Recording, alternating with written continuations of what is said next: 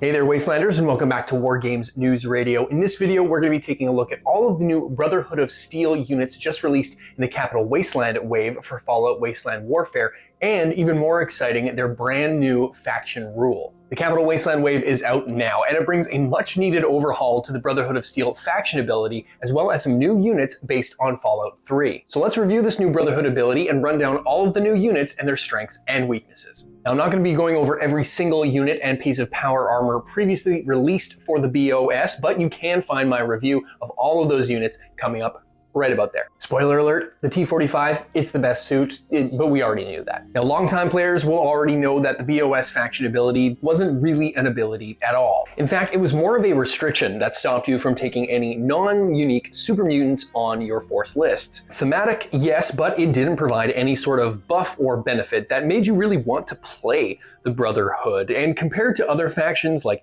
the Enclave, Gunners, or even the Railroad, it left the BOS feeling not just underpowered, but also lacking any real flavor for one of the franchise's most iconic factions. But this new rule makes them a bit more competitive and can be pretty useful depending on who you choose as your squad leader. When your Brotherhood of Steel leader activates, you may give a free reaction token to one friendly model within your leader's presence range, so long as that model doesn't already have a reaction token. The old faction rule about not taking non-unique super mutants is still in effect, which I don't mind as it fits with the Brotherhood of Steel's lore, because bucketheads and muties, well, they rarely play nice. Now, this new added reaction token buff might not seem like the biggest and baddest faction ability on the block, and you'd be right. There are plenty of more quote-unquote powerful or nuanced faction rules in Wasteland Warfare. But there is never a bad time to get a reaction token, and they can be crazy useful. I know I've won and lost games on reaction tokens and quick actions. And while I would have liked to see a rule maybe tied to their technological prowess, like a buff to using laser weapons or power armor, I am not complaining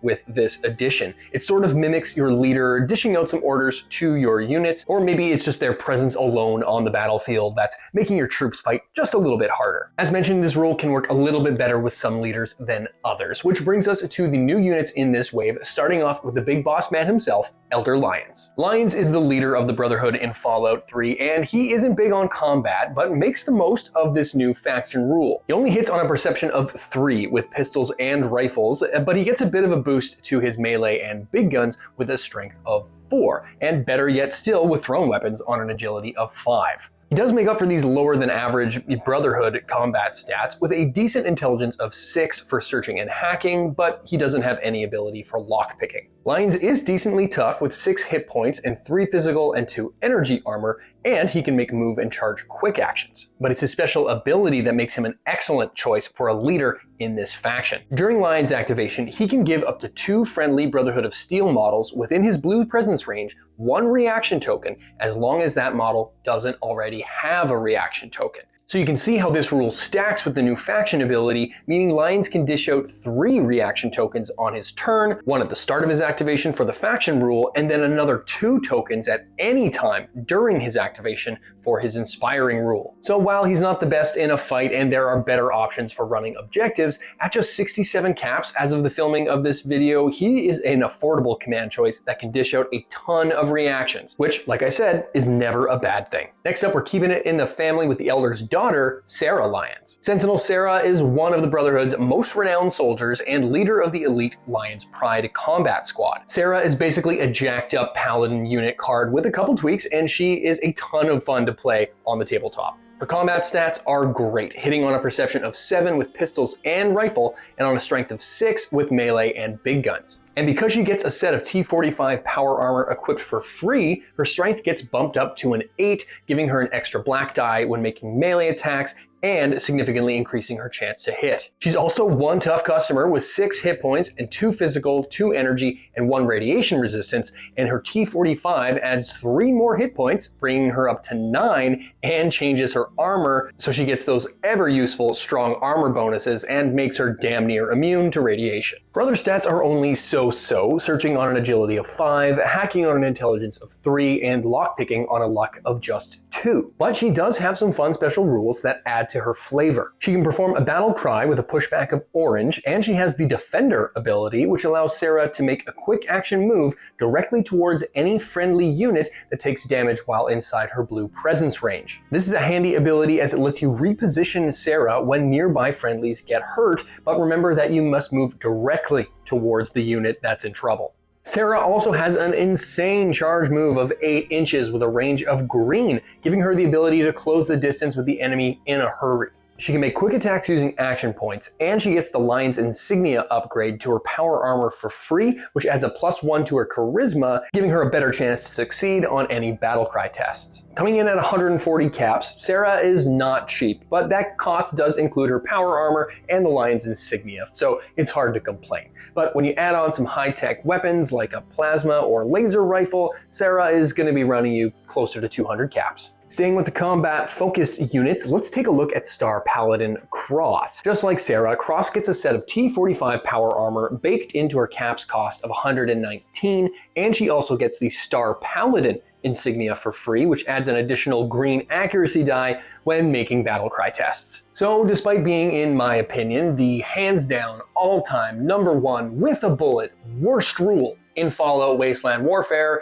the devs just won't let it die. And I know me and John Webb over at Modifius share a pretty similar sentiment on this rule, so guys, come on gang, hashtag let battlecry die. Maybe it's just me, maybe you use it all the time. Let me know down in the comments. Maybe I just have a hate on for this rule because I forget to use it 9 times out of 10. But if you do want to check out a review of battlecry, you can check out the video popping up there. Speaking of this ability, Cross can make a battlecry test on her charisma of 4 with an orange pushback just like Sarah, but she does get an extra green die because of her Star Paladin insignia. Like her model's pose suggests, Cross is a great option for a melee bruiser with a strength of 6, which gets bumped up to 8 with her power armor. She's no slouch with ranged weapons either, hitting on 6s with pistols and rifles and 5s with thrown weapons. She's a bit tougher than Sarah with 7 hit points, going up to 10 with her armor, and she can both hack and search on 4s, but she has no lockpicking skills. Her awareness is an impressive range of black, and she can make move and charge quick actions. And keeping on brand for the Brotherhood and Cross in particular, she hates the Enclave and gets the Grudge special rule, which grants her a bonus yellow armor break die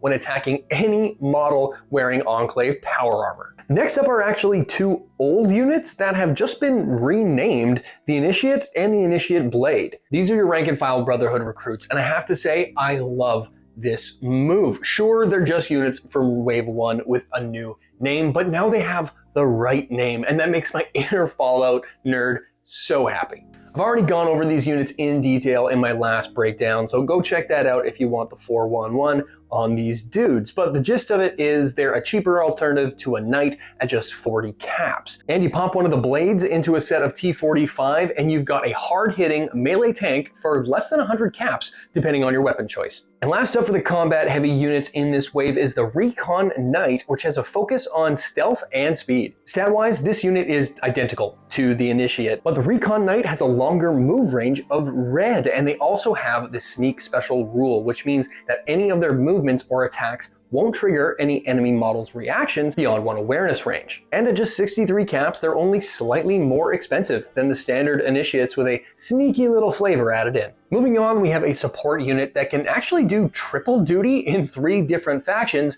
Dr. Madison Lee. Dr. Lee has the Brotherhood, Institute, and Survivor faction keywords on her card, which ties into her lore and makes her a very flexible choice, and I think the most versatile unit in the entire game other than, say, like creatures or robots. Faction hopping shenanigans aside, Lee is a wicked good objective runner, searching, hacking, and lockpicking on an impressive intelligence of 8. She has access to use expertise quick actions, which is crazy useful for an objective focus unit, and her skilled ability lets her re-roll any expertise skill roll, but you have to keep that second result. She's a thinker and not a fighter, so her combat skills are naturally lacking somewhat, hitting on 3s in melee and 4s with thrown weapons, but she's actually a half-decent shot with pistols, hitting on 5s, but she can't use rifles. So you're probably going to want to keep a bodyguard nearby, as she's pretty squishy with just 5 hit points, 1 physical, 1 energy, and 2 radiation resistance. And last up, we have Scribe Rothchild, who makes for another solid support choice. Just like Dr. Lee, objectives are Rothschild's specialty: hacking, searching, and lockpicking on an intelligence of 7. His combat skills, again, are just so-so, hitting on 3s in melee, 4s with thrown weapons, and 5s with pistols. But like Lee, he has access to use expertise quick actions, and his teacher ability can let other friendly Brotherhood of Steel units in his red presence range use Rothschild's intelligence skill. And while he has just 5 hit points, his armor is actually pretty good, with 2 physical and 3 energy resistance, but he's got no built-in radiation armor. Well, there you have it, Wastelanders. The Brotherhood finally has a new faction rule worth talking about, and some new units to boot. I hope you found this video helpful, and let me know down in the comments how you plan to add these units to your Brotherhood forces. If you enjoyed this video, then hit that like button, subscribe, and turn on the notifications so you don't miss our next video. And apparently only like 40% of our viewers are actually subscribed to the channel, which just kind of is a stat that blew my mind, because we have a pretty good community on the go here. So quit being so shy. Guys and gals, go ahead, sign up, subscribe, join our Discord. It's a good time. We're having all kinds of conversations. It's a good time. And if you really like what we do, then consider heading on over to our Patreon page, or click the little YouTube join button down here, where for as little as $3 Canadian per month, you can help us make more videos more often for you to enjoy, just like all of these fine folks. And on top of that amazing support, you get all kinds of kickbacks, like early access to videos, polls that help us determine the direction of content here on the channel, and you can even become a named character in a future battle report or video. So thanks again for watching, and stay tuned, because as always, WGNR will be back.